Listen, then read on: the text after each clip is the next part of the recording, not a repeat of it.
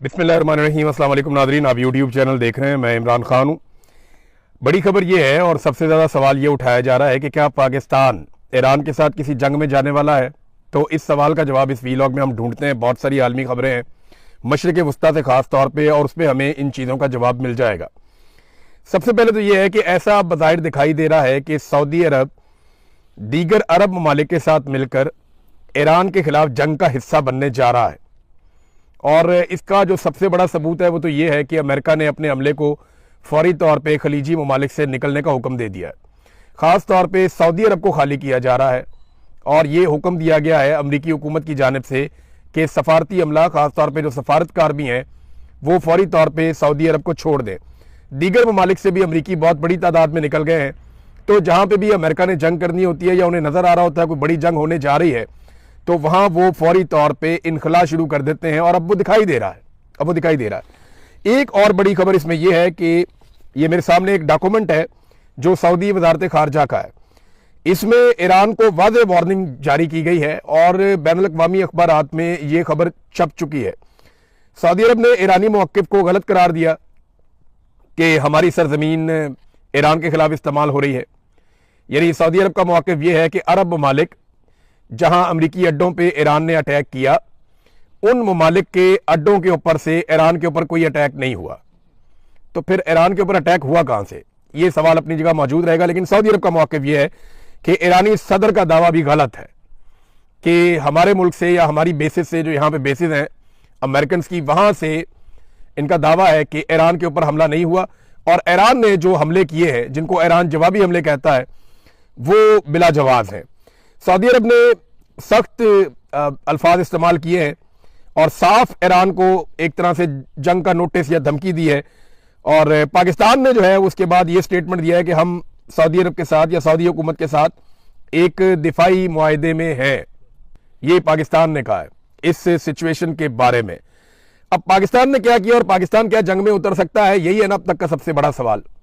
तो सबसे पहले तो आप ये देख लें कि प्रोफेसर जियांग, जिनके बहुत सारे इंकशाफात या बहुत सारी उनकी पेशन गोइयां वो बिल्कुल दुरुस्त साबित हो रही हैं, ये चाइनीज प्रोफेसर हैं। प्रोफेसर जियांग ये कहते हैं कि अगर जंग बढ़ी तो पाकिस्तान का बड़ा अहम किरदार इसमें हो जाएगा। अब पाकिस्तान एक दिलचस्प सूरत हाल में है, क्योंकि 12 रोज़ा जंग के दौरान पाकिस्तान ने ईरान की हमायत का इजहार किया था, लेकिन चंद माह बाद पाकिस्तान ने सऊदी अरब के साथ एक बाहमी दिफाई मुआहदा कर लिया। ये जो 12 रोज़ा जंग थी, ये पिछली थी जो जून 2025 में हुई थी। उस जंग के बाद पाकिस्तान ने सऊदी अरब के साथ एक दिफाई मुआहदा कर लिया था, जिसका मतलब यह है कि अगर सऊदी अरब पर हमला हुआ तो पाकिस्तान उसके दिफा के लिए सामने आएगा।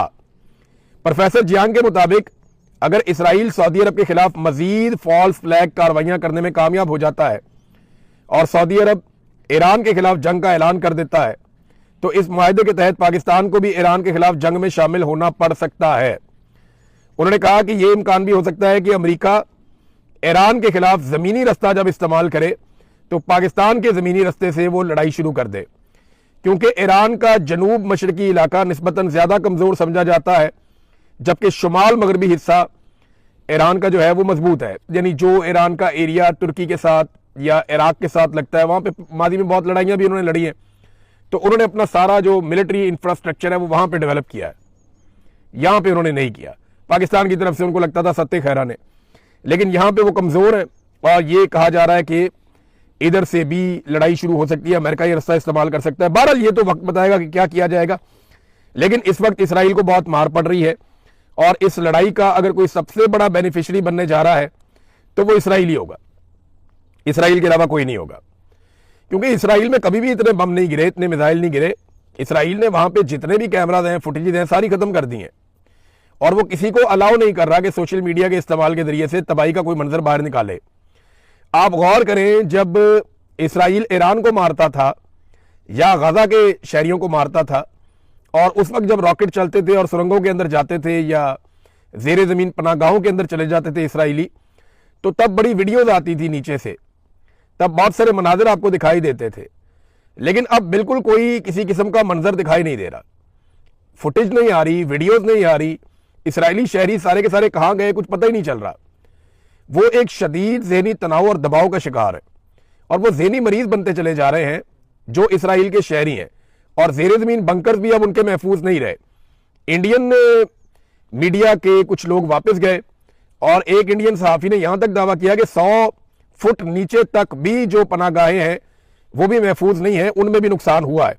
अभी ये खबर आई है और एक दावा है और मुख्तलिफ मीडिया चैनल में ये चल भी रहा है। दावा ये कहता है कि रूसी खुफिया एजेंसी ने इस बात की तस्दीक की है कि ईरान हाइपरसोनिक मिसाइलों के हमले में, यानी ईरान ने जो हाइपरसोनिक मिसाइलों का हमला किया है उसमें इसराइली लीडरशिप के लिए बनाया गया ज़ेरे ज़मीन बंकर तबाह हो गया और इसमें अभी तक आग लगी हुई है। यानी अब बंकर्स भी उतने महफूज नहीं रहे क्योंकि मिसाइल बहुत बड़े और बहुत हैवी हथियार जो हैं वो इस्तेमाल हो रहे हैं। बंकर में इसराइली हुकूमत, ब्यूरोक्रेसी और फौज के आला हुकाम पनाह लेते थे। अब पता नहीं उस वक्त वहां पे वो थे या नहीं थे, लेकिन इस जगह पे वो पनाह जरूर लेते रहे माजी में। अब कितना नुकसान हुआ है क्योंकि इसराइल का कई जगह पे नुकसान रिपोर्ट हो रहा है और हत्ता के लबनान के करीब नुकसान रिपोर्ट हो रहा है, दीगर कई जगहों पे नुकसान रिपोर्ट हो रहा है, बेसिस के अंदर अमेरिका का नुकसान रिपोर्ट हो रहा है, कुछ अमरीकी फौजी पकड़े गए हैं ये भी दावा किया जा रहा है। तो आप सारी चीजों को प्लस माइनस करें तो अमेरिका और इसराइल के लिए अकेले में हालात उतने अच्छे नहीं है। आप नाए हुर्मुज़ बंद होने की वजह से पूरी दुनिया के ऊपर एक दबाव भी है। यूरोप उस तरीके से अमेरिका के साथ खड़ा नहीं हुआ, तो क्या पाकिस्तान खड़ा हो जाएगा? अब पाकिस्तान ने ना इस वक्त कुछ ऐसी डिमांड्स की हैं सऊदी अरब से जो ये बताती हैं कि पाकिस्तान जंग का हिस्सा बनने जा रहा है। मैं ये क्यों आपको कह रहा हूं, इसका जरा मैं आपको आसानी के साथ समझा देता हूं। देखिए, सऊदी अरब इस वक्त जंगज़दा मुल्क बना हुआ है, उनकी ऑयल की रिफाइनरीज खतरे में है। अब नाए हुर्मुज़ बंद है, उनकी तजारत भी बंद है, सऊदी अरब के अंदर बम भी गिर रहे हैं और सऊदी अरब के अंदर कारोबारी जिंदगी मुअत्तल है या खराब हुआ है। अब ऐसी सूरत हाल में जब एक मुल्क इतने दबाव में हो तो क्या दूसरा मुल्क उससे पैसे मांग सकता है, उससे माल का तकाजा कर सकता है? नहीं कर सकता ना। ये इखलाकी नुक्ता नजर से भी जायज नहीं है और किसी भी हवाले से आप देखें तो जायज नहीं है। लेकिन पाकिस्तान ने ऐसे वक्त में जब सऊदी अरब शदीद दबाव में है, पाकिस्तान ने खतरात से घिरे हुए एक मुल्क से उसके तेल के रस्ते बंद होने के बावजूद, माशी दबाव के बावजूद पैसा मांग लिया है। पाकिस्तान ने मांगा क्या, ये जरा आप देख लीजिए, इसमें आपको सारी कहानी मिल जाएगी। ये दुनिया भर के मीडिया में छप गया। 10 साल के लिए पाकिस्तान ने $5 अरब का डिपॉजिट मांगा है कि हमें कर्जा दे दें आप $5 अरब और 10 साल के लिए वो डिपॉजिट आप हमारे पास रखें। अच्छा, याद रखिएगा सऊदी अरब का पहले ही पैसा पाकिस्तान के पास है, तो बहुत मुमकिन है ये वही पैसा जो है उसको 10 साल के लिए पाकिस्तान कह रहा है कि आप इसको हमारे अकाउंट में रहने दें, पैसे को आप ये पैसा अगले 10 साल तक हमारे अकाउंट से ना निकालें। 8 चीजें मांगी है पाकिस्तान ने सऊदी अरब से, जो 2 बड़ी चीजें मैं आपको बता देता हूं। नंबर 1 तो ये है कि 10 साल के दिए $5 अरब आप हमारे कौमी खजाने में जमा रहने दें। नंबर 1, ये कोई पैसा हमें वो दे नहीं देंगे लेकिन हमारे कौमी खजाने में जमा रहेगा। नंबर 2, $5 अरब की तेल की सहूलत हमें दी जाए, यानी में जो उधार तेल देता है सऊदी अरब उसकी मिकदार जो है वो $5 अरब तक कर दे। पहले मेरे ख्याल में 1.2 अरब थी, किसी दौर में ये $2 अरब भी थी, लेकिन अब पाकिस्तान ने डिमांड किया कि $5 अरब का तेल, तो ये $10 अरब की पाकिस्तान ने सहूलत मांगी है और ये उधार है, ये वो पैसा नहीं है जो सऊदी अरब देगा और पाकिस्तान का हो जाएगा। ये एक उधार पैसा है जो पाकिस्तान मांग रहा है। देखिए पाकिस्तान ने करना क्या है, क्या लड़ाई में वाकई उतर जाना है?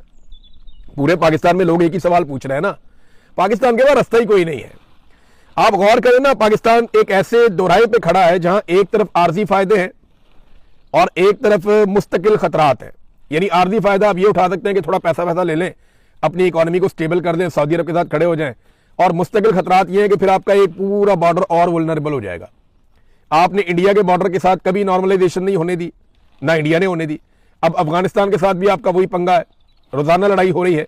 अब ईरान के साथ भी अगर आप ये करेंगे तो पाकिस्तान का कोई एक बॉर्डर भी महफूज नहीं रहेगा। सिर्फ चाइना का छोटा सा बॉर्डर है और वो महफूज होने की वजह ये है कि हमने उनके पैसे देने। अगर हमने उनके पैसे ना देने हो, वो भी एक दिन आएगा, चाइना कहेगा गवादर हमारे हवाले करो भाई, जो पैसा तुमने लिया हुआ है, इतनी बड़ी अमाउंट आपने $60 अरब के आप चाइना से कर्जे ले रहे थे डेवलपमेंट के नाम पे, अब वो पैसा वापस तो करना है। अगर आप पैसा वापस नहीं करेंगे तो क्या देंगे उन्हें? वो मुझे पता है कि क्या आपको देना पड़ेगा। गवादर जाके देखें चाइना ने कैसा बना दिया और उसको किस तरीके से उन्होंने डिजाइन किया है। एक तरफ तो आर्जी फायदे हैं, मैंने आपको बताया, और एक तरफ मुस्तकिल खतरात है। एक तरफ अमीर तरीन सऊदी अरब है और दूसरी तरफ मुसीबतों से घिरा हुआ, सुपर पावर से जंग लड़ता हुआ ईरान है। तारीख ना अपने आप को दोहरा रही है। हम 50 साल पीछे चले जाए ना तो हमारे पास एक डिक्टेटर था ज़ियाउल हक, उसने जो पाकिस्तान के साथ किया और जो हालात उस वक्त थे लगभग वही हालात पाकिस्तान के वापस पैदा हो चुके हैं। अमेरिका और अमेरिका के इत्तेहादियों के साथ मिलकर अरब ममालिक की मदद से अफगानिस्तान में पाकिस्तान ने जहाद की बुनियाद रखी थी। आपको याद है, तब भी अमेरिका था, अमेरिका के इत्तेहादी थे और अरब ममालिक थे, और अफगानिस्तान का बैटल ग्राउंड था जहां पे पाकिस्तान ने कहा कि यह जहाद है। उस लड़ाई में पाक फौज, तालिबान, अरब और अमरीकियों ने एक साथ मिलकर शाना बशाना ये लड़ाई लड़ी थी, और बाद में उन्हीं तालिबान ने, जिनको तैयार किया गया, अफगानिस्तान के तमाम धड़ों को शिकस्त देकर इक्तदार पर कंट्रोल हासिल कर लिया था। आज एक मरतबा फिर पाकिस्तान वही खड़ा है। आज ईरान में रजीम चेंज करना मकसद है, और उसके लिए एक बार फिर अरब ममालिक, पाकिस्तान, अमेरिका, इसराइल, उनके इत्तेहादी, वो सारे फिर उसी मकाम पे दोबारा से खड़े हैं।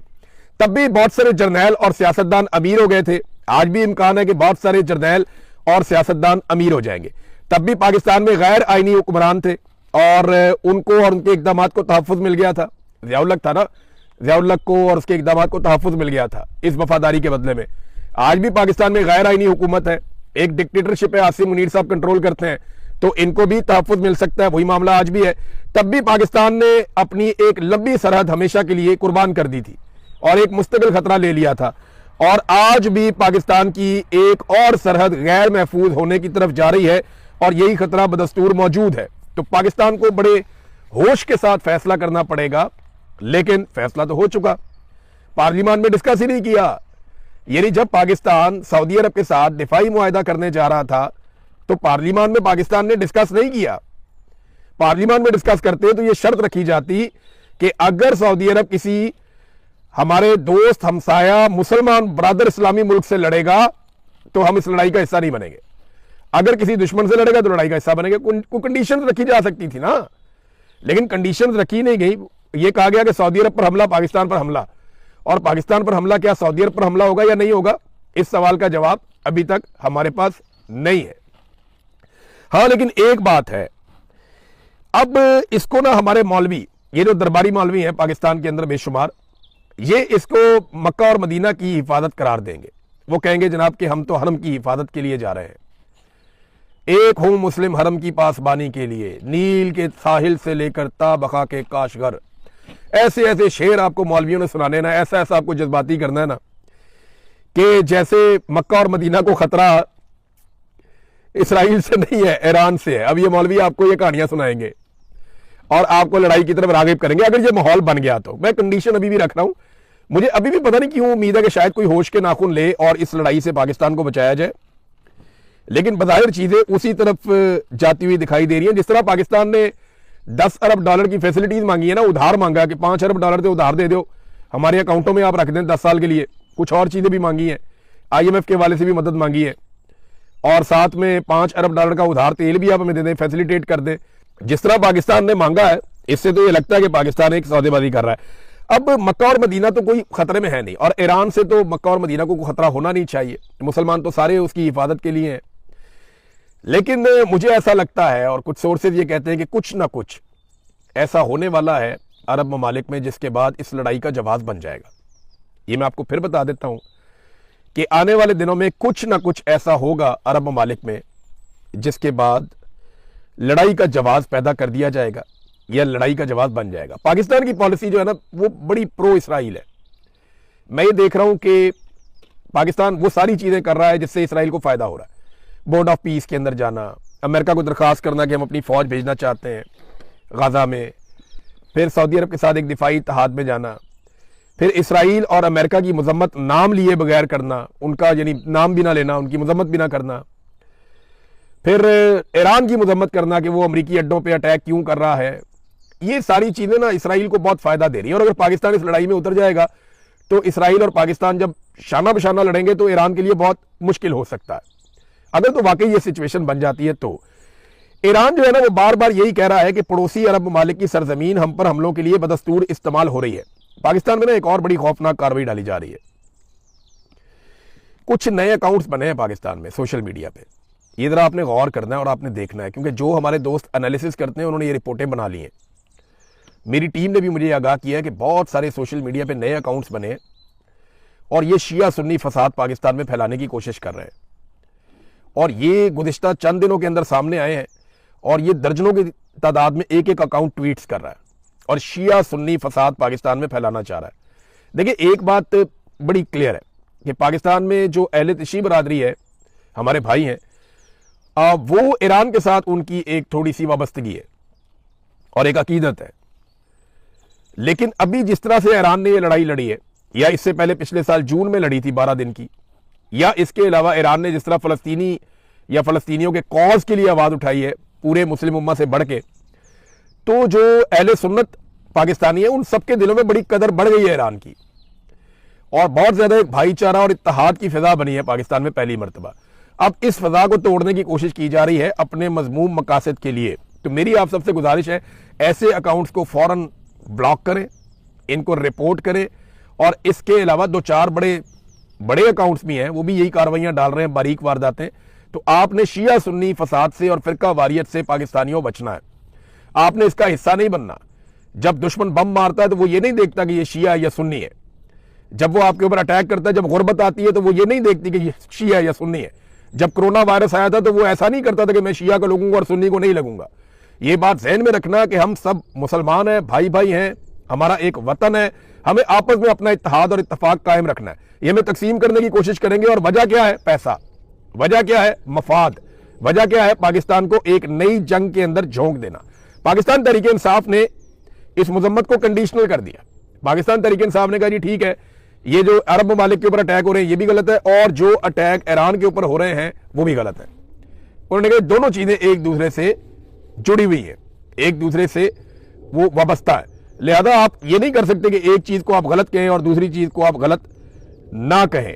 तो नेतन्याहू के बारे में मैं आपको बता रहा था कि उसके बारे में पाकिस्तान के जज्बात खासे नरम हो गए, और नेतन्याहू को पाकिस्तानी टीवी चैनल्स में दिखाया जाता है, नेतन्याहू के बयानात पाकिस्तानी टीवी चैनल के ऊपर चलाए जाते हैं, नेतन्याहू के लोगों के साथ शहबाज शरीफ साहब जाकर मिलते हैं, और कमाल शहबाज शरीफ साहब ने दिल बड़ा किया और ज़बरदस्त ताल्लुकात इसराइल के साथ या इसराइल के हमायतियों के साथ इन्होंने इस्तवार किए हैं, कमाल तरीके से किए हैं।